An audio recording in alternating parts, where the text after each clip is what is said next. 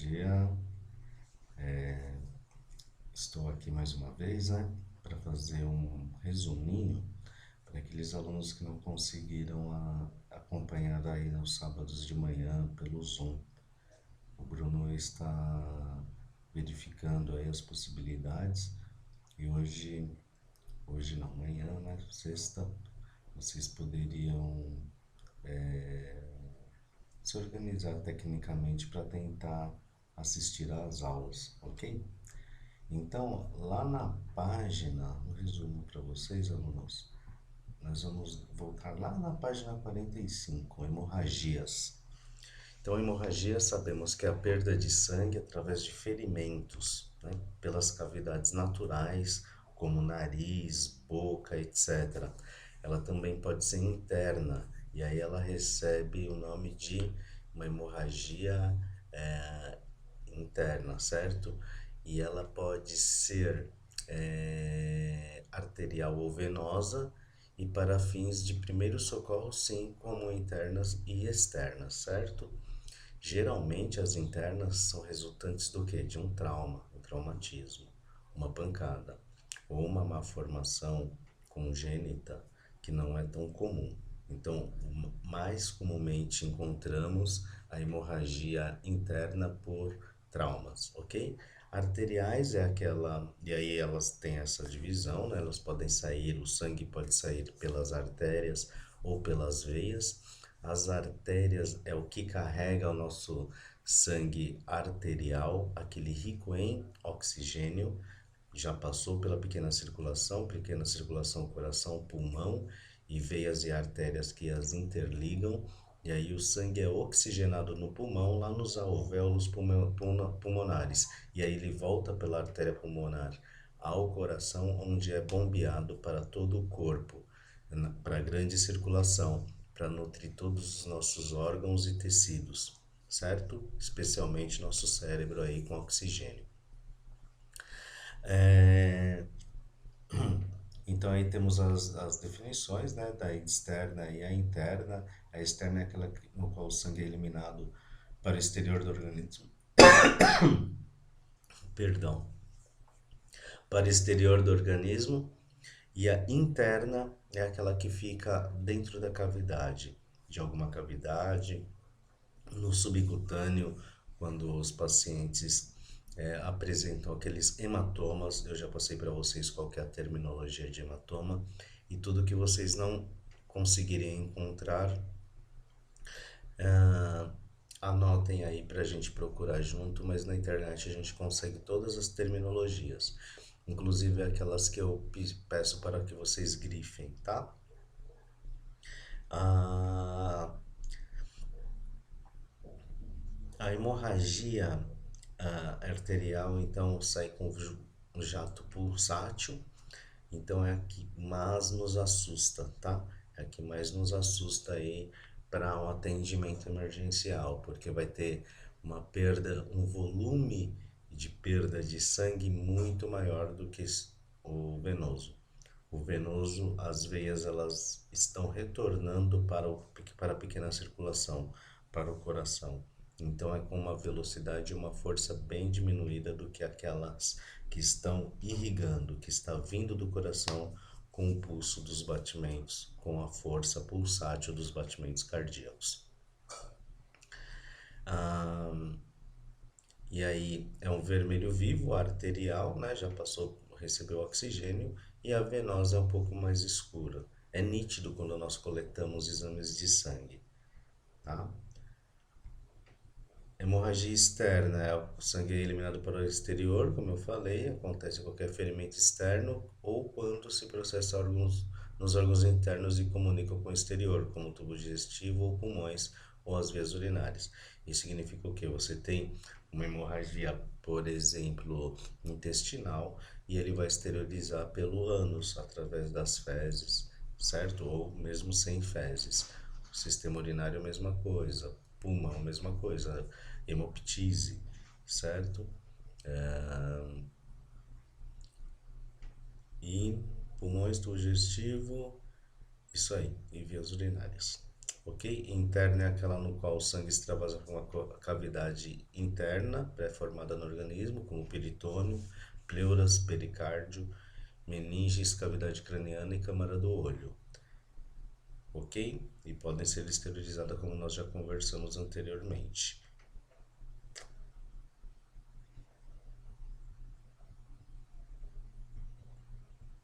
Então aí a gente desce um pouquinho.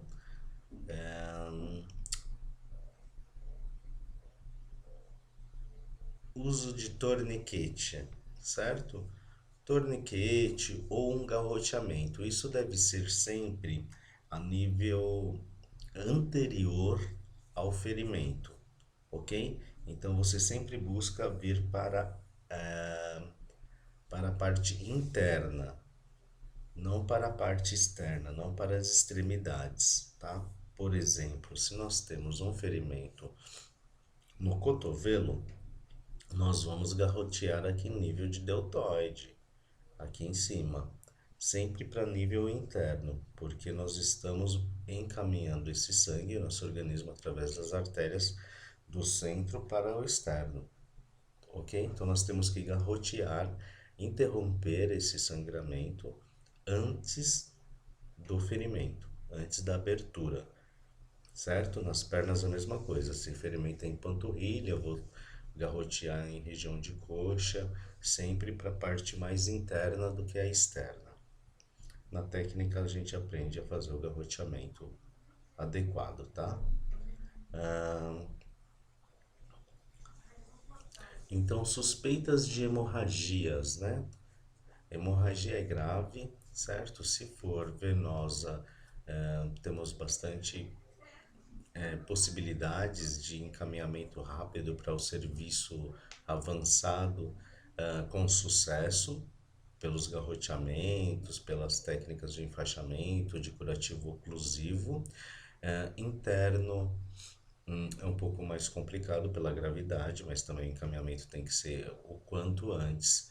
Agora, as arteriais e externas é o mais grave delas. Por quê? Porque está tendo uma perda significativa de sangue e nos quadros da página que eu quero que vocês deem uma olhada, da página 46, vocês verão qual a consequência orgânica que temos para cada percentual de sangue perdido, ok? Lembrando que nosso organismo tem de 4,5 a 5,5 litros de sangue, tá certo? Então, suspeitar de hemorragia interna se o acidentado estiver envolvido em acidente violento, sem lesão aparente, mas o acidente violento, então suspeite, encaminhe, posicione adequadamente e chame o serviço especializado. Queda de altura, contusão contra volante, objetos rígidos, queda de objetos pesados sobre o corpo, ok? Mesmo que a princípio o acidentado não reclame de nada e tente dispensar o socorro, é importante observar os sintomas. Quais são eles? Pulso fraco e rápido. Então, pulso fraco, como já falamos, a terminologia é filiforme, e rápido é a taquicardia, taquicardia, pele fria, sudorese. Sudorese todos sabem o que é, pesquise aí por favor. Falamos bastante de sudorese e é sintoma em algumas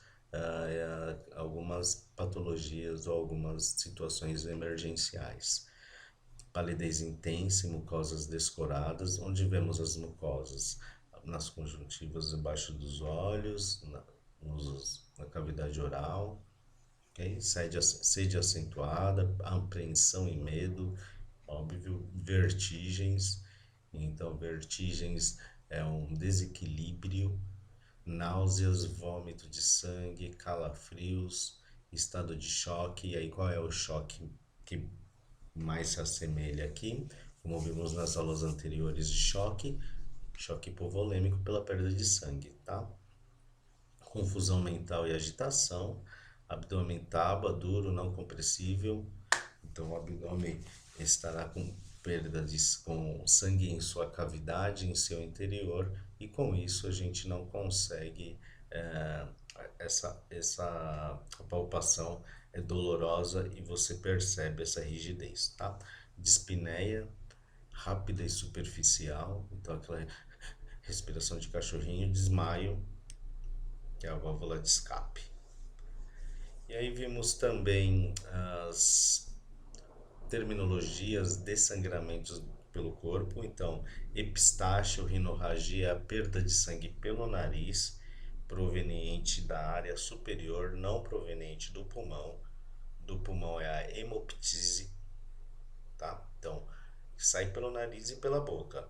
Se for origem pulmonar, hemoptise. Se for outra origem, epistaxe. As causas mais frequentes das hemoptises, né?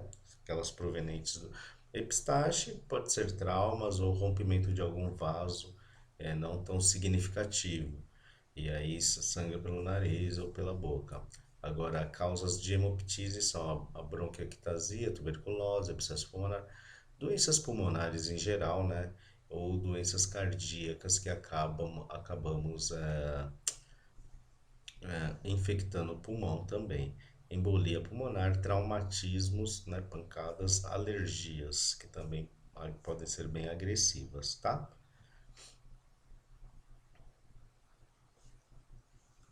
Hematêmese é a perda de sangue através de vômito de origem gástrica, então estômago. Estomatorragia, o sangramento proveniente da cavidade oral, então é boca mesmo, tá? Melenoenterorragia é saída de sangue pelo ânus e pode estar misturado com as fezes. Metrorragia é a perda anormal de sangue pela vagina, então é aquele sangue que não está no cálculo mensal da mulher a cada 28 dias, aquela semana onde a mulher tem a perda de sangue natural, menstruação.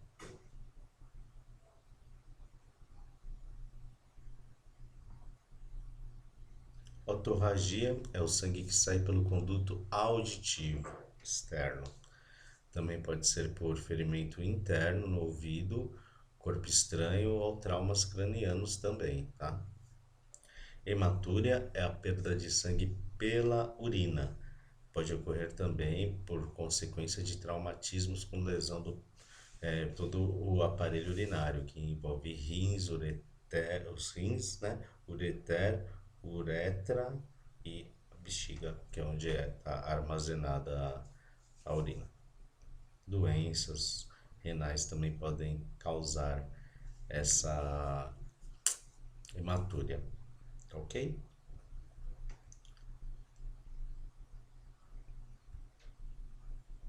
Dando continuidade aqui.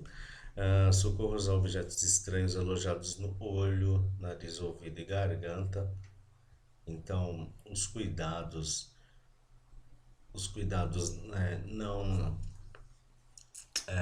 não tem grandes divergências por penetrações de corpos estranhos, tá? É um tipo de acidente muito comum e pode ocorrer nas circunstâncias mais inesperadas. Vários tipos de objetos estranhos no nosso corpo podem penetrar acidentalmente nos olhos, ouvidos, nariz e garganta. São pequenas partículas de variada origem e constituição física que muitas vezes, apesar de aparentemente inofensivas devido ao tamanho, podem causar danos físicos e desconforto sério. Temos exemplos aí na turma, né, de crianças, de filhos, de conhecidos. Eu também dei exemplo de locais onde trabalhei em psiquiatria, onde temos bastante casos, tá? Então, os corpos estranhos mais comuns encontrados, farpas de madeira, nylon, plástico, acrílico e metal, estilhaços de vidro, partículas de areia, terra e poeira, grãos de cereais, chumbo e pedras pequenas, estilhaços de metal, espinhos e partes de vegetais, espinhos de peixe, né? Materiais e aerosóis de origem biológica e gotas de produtos químicos. Eu dei o exemplo da parafina do rapaz que estava acendendo uma tocha de balão e ele desenvolve essa tocha com parafina e com maçarico E aí pingou no olho do rapaz. Fazer raspagem. Ficou com uma sequela, certo? Então, nos olhos, né? Nos olhos é bastante sensível, então qualquer corpo estranho que penetre ou respingue nos olhos de uma pessoa é doloroso e muitas vezes tem consequências desastrosas, como diz na apostila, tá, pessoal? É, E aí, quais são o nosso socorro, né?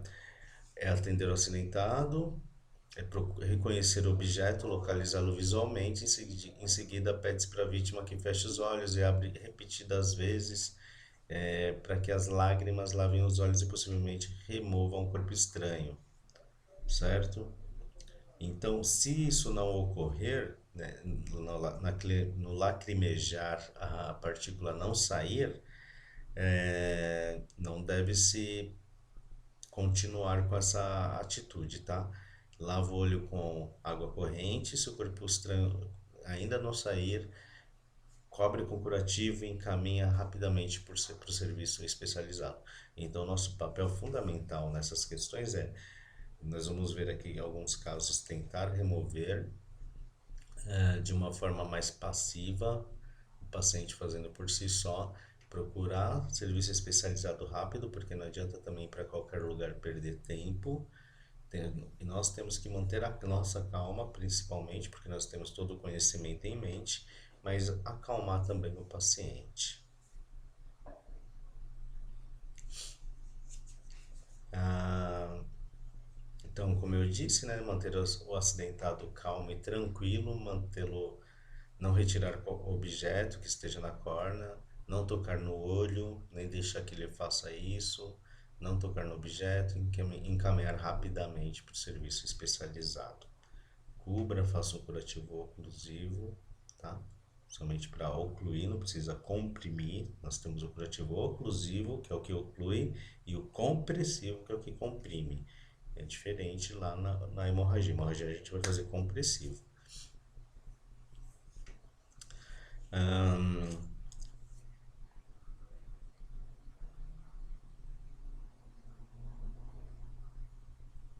Se estiver na pálpebra, aí nós conseguimos remover com cotonetes, mas isso tem que ser com muita responsabilidade, tá? Para não trazer um dano maior. Nós temos que socorrer e não trazer uma questão a ser socorrida. Nos ouvidos, tá? Corpos estranhos podem penetrar acidentalmente também nos ouvidos, especialmente na área correspondente ao conduto externo, e é mais comum em crianças. O acidentado com objeto no ouvido deve ser deitado de lado, com o ouvido afetado para cima, certo? Então a gente vai deitá-lo e o lado onde tiver o objeto para cima. Se for visível, pode tentar retirar delicadamente para não forçá-lo mais para dentro, com a ponta dos dedos ou usar uma pinça. Se o objeto não sair ou houver risco de penetrar mais, pare, serviço especializado. No nariz também pode ocorrer com mais frequência nas crianças, geralmente causam dor, crises de espirro, coriza. Podem resultar de irritação, né, se forem removidos imediatamente. Insetos também podem alojar nas narinas das crianças e adultos. Isso acontece. Não usar pinças, né? Ou similar. A não ser uma muito específica, quando você tenha uma destreza, certo? A conduta é comprimir o dedo em uma das narinas e pedir para que ele sopre com a outra. Isso geralmente ajuda.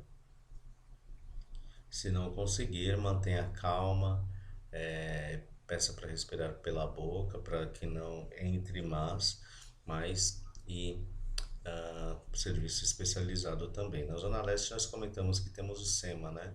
Ouvido, nariz e garganta, e ele atende SUS inclusive.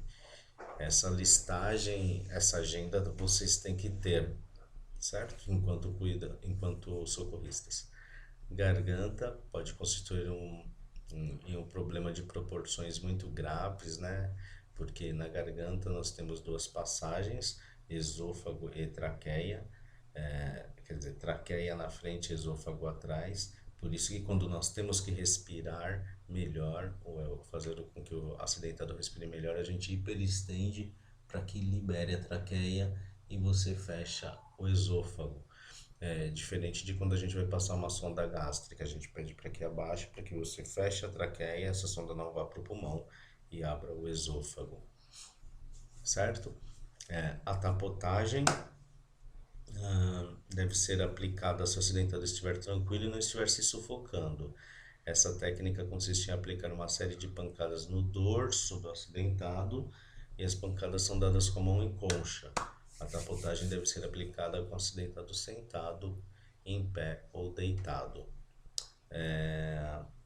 Para engasgos, nós temos a manobra de Heimlich, a qual nós vamos aprender também lá na prática.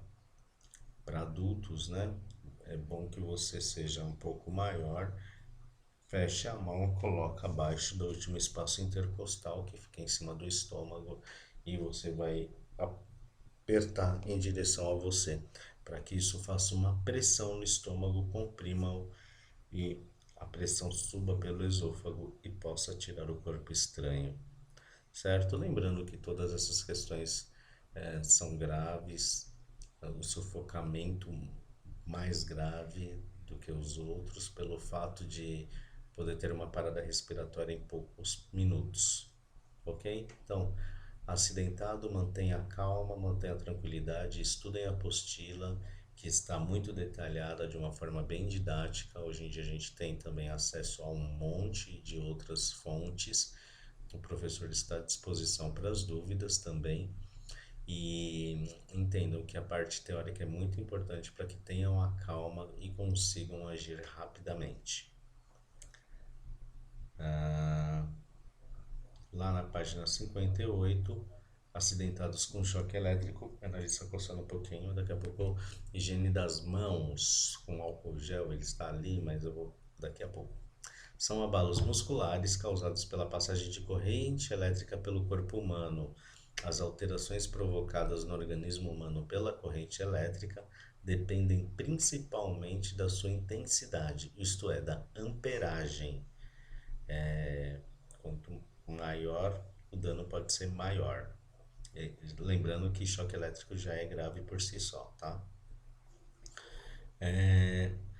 Vale lembrar que os acidentados com eletricidade também oferecem perigo à pessoa que vai socorrer a vítima. Então, lembrem das primeiras aulas, buscar primeiro a minha segurança, certo? Para que eu consiga realizar o atendimento adequado, senão seremos duas vítimas aí. Cada segundo de contato com a eletricidade diminui a possibilidade de sobrevivência da vítima, ok? Causas principais em ambientes de trabalho. Quais são as causas principais, certo? Imprudência, indisciplina, ignorância, falta de segurança nas instalações e equipamentos como fios descascados ou desencapados, falta de aterramento elétrico, parte elétrica de motor que por defeito está em contato com a carcaça. Então essas são as causas principais em que temos acidentes. Em corrente alternada, a tetanização com exemplo de exposição, em corrente contínua, a contração muscular brusca com projeção de vítima, podendo ocorrer traumatismo grave. Então, naquela alternada, que eu acho que é o 110, você fica grudado. E na 220, que é uma corrente contínua mais forte, você tem uma contração muscular e você é projetado para longe. Ela te joga longe. E aí podem ocorrer traumatismos graves, fora a gravidade da corrente elétrica ter passado pelo seu corpo. Lembrando que o nosso corpo é formado de mais líquido, né?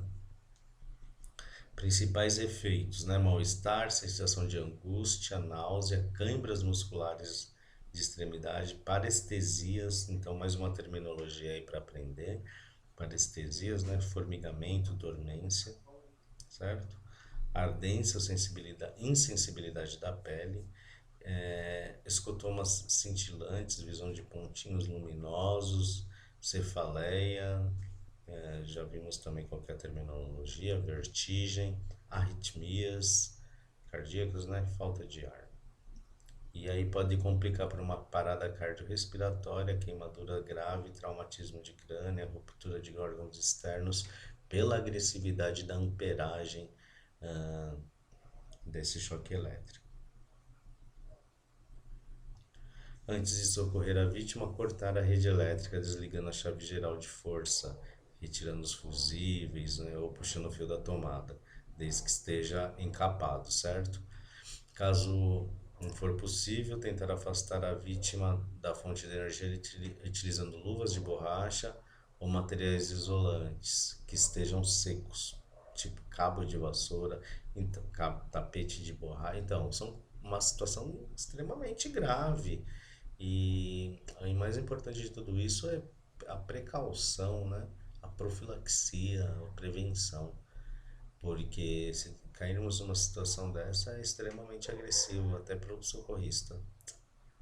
Como já mencionado anteriormente, acidentes com eletricidade também oferecem perigo a vocês, socorristas.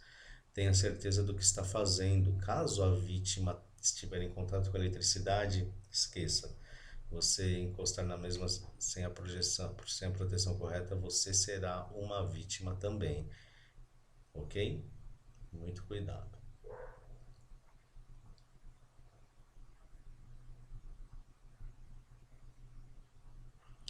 Desmaio. Desmaio é a perda súbita, temporária e repentina da consciência devido à diminuição de sangue e oxigênio no cérebro. Essa diminuição de sangue pode causar uma isquemia e a de oxigênio, uma hipóxia, ok? Então, principais causas do desmaio: hipoglicemia, pouca glicose, né? Hipo, pouco, hiper, muito, brad, pouco, taque, muito. E aí, esses são os sufixos e prefixos, são os prefixos. Cansaço excessivo, fome, nervosismo, emoções súbitas, sustos, acidentes, dor intensa, muito tempo em pé, mudança súbita de posição. Então, pacientes acamados que querem logo levantar e andar, não, pode ter uma demora nessa regularização de líquidos do corpo e aí ter também essa queda por uma hipotensão, arritmias cardíacas, tá? Essas são as principais causas do desmaio. E aí, quais são os sintomas que predispõem ao desmaio, na qual a gente, se tiver oportunidade, podemos agir aqui para que não tenha um desmaio? Fraqueza, suor, frio abundante, náuseas ou vômitos, palidez, pulso fraco, pressão arterial baixa, extremidades frias, tontura, escurecimento da visão e, devido à perda da consciência, o acidentado pode cair. E aí, o grande problema do desmaio, além da causa que nós vamos investigar qual é, se conseguirmos coletar os dados com o paciente antes de desmaiar ou com familiares, isso é muito bom para o primeiro atendimento ser mais ágil e eficiente, sempre lembrando das terminologias, né? Se profissionalize. E o grande problema é o TCE, tá? Então, tem o desmaio, onde a causa geralmente é reversível, mas o TCE pode ser fatal, bater essa cabeça no chão, ok?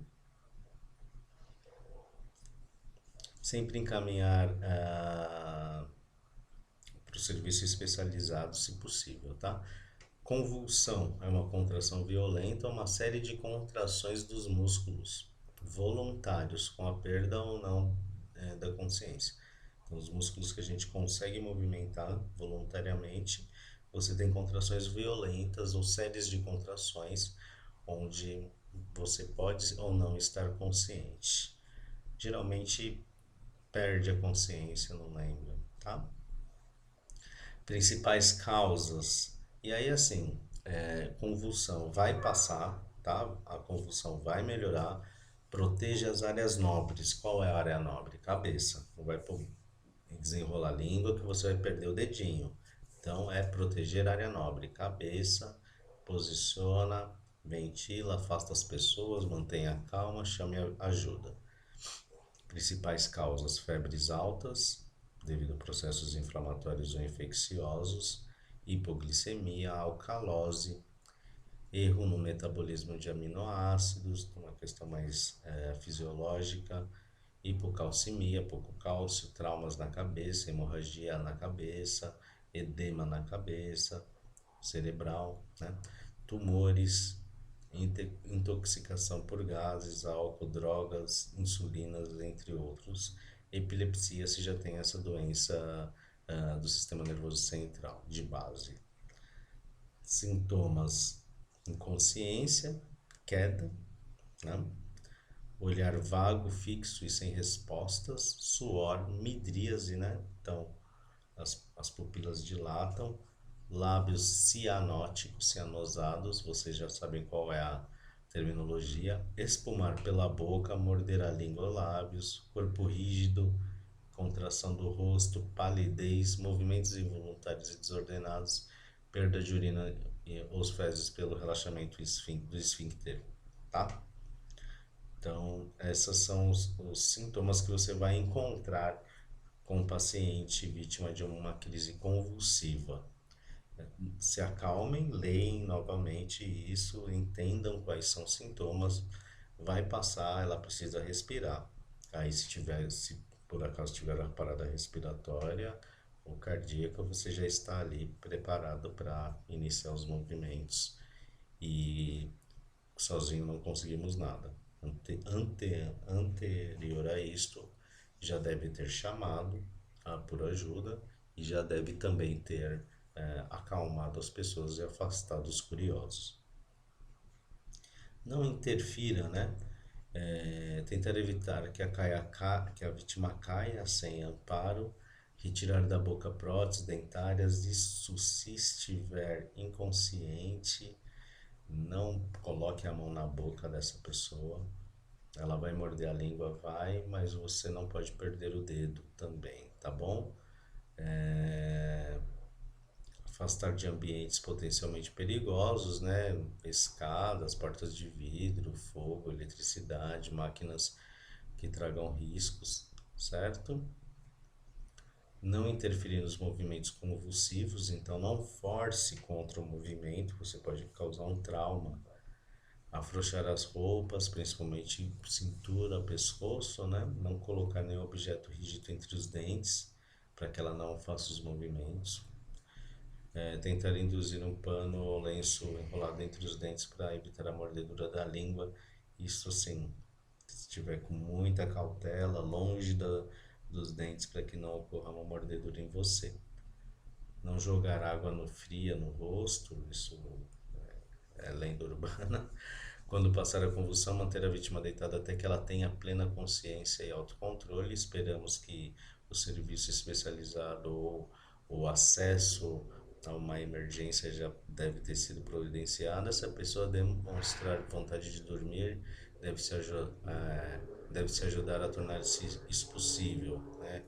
Contratar atendimento especializado e passe o plantão de uma forma muito profissional, técnica, ágil e, se Deus quiser, sempre eficiente.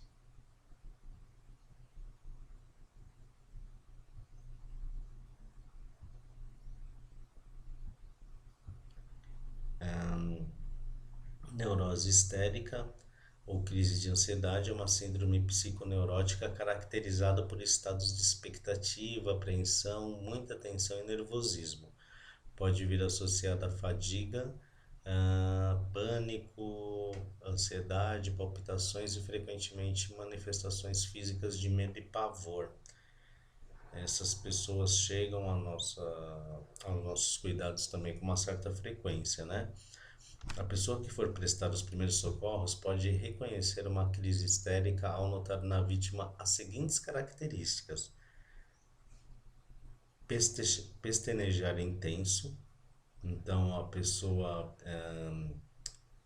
não oscila muito entre o ficar quieta e tentar descansar e agitação, hipersensibilidade emocional, Então, ou chora muito, ou grita, ou briga, autopreservação exacerbada, medo de tudo, respiração acelerada, crise de choro ou de riso, gritos estridentes, olhar observador, mão em garra.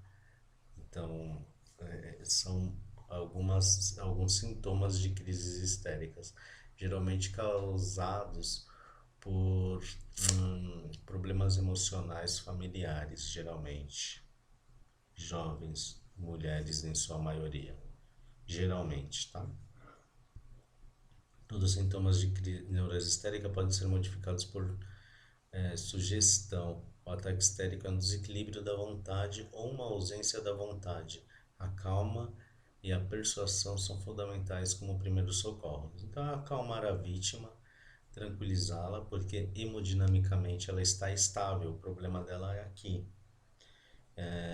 Não entre nunca nas questões mais pessoais nesse momento e colocando a sua opinião própria para definição da situação, porque muitas vezes essa pessoa pode estar acompanhada com aquela pessoa indesejável no momento. Então, bem isento e muito profissional para tratar dos sintomas, certo? Então, de todos esses sintomas que a gente observou, no qual é sugestivo para a crise de histeria, nós irmos na contramão, trazendo muita tranquilidade, calma e paz, e procurando logo ajuda e o serviço especializado, ok? Com isso a gente chega aqui na página 65 e no sábado nós daremos continuidade aí nas aulas. Espero ter contribuído aí. Isso é um resumo dessas duas últimas aulas que foram nas datas de dia 2 e no dia 2 de maio e no dia 25 de abril. Tá ok? Grande abraço a todos. Um bom final de semana aí para todo mundo. Até sábado na nossa aula às 7 da manhã. Tchau, tchau.